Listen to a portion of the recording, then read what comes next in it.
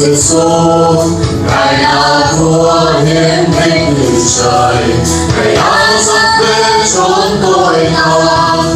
Ngài thấy khắp chốn đã cô đau ưu sầu, Ngài nhận thế để cứu vớt bao tội nhân. Ngài vượt đau và chịu máu đắng cay đọa đầy, dùng ngã trên thế với ơn đau. Ngài đã chiến thắng chốn ác ma buồn tù, Ngài đã sống, Ngài phục sinh huy hoàng. Ngài đã hát với con ngài khóc ca mừng, Chúa công Chúa phục sinh.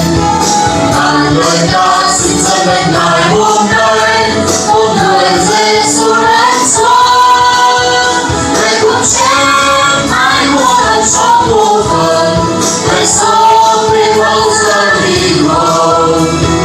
Một sự chết Ngài chẳng còn nơi đây, tinh thần loài ra hát đời.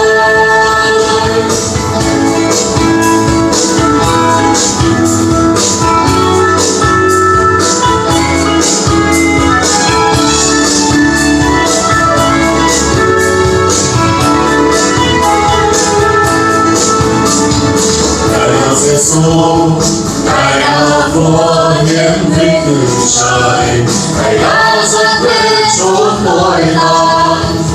Ngài thấy khắp chốn đã cô đau ưu sầu, Ngài luôn thế để cứu vớt bao tội nhân.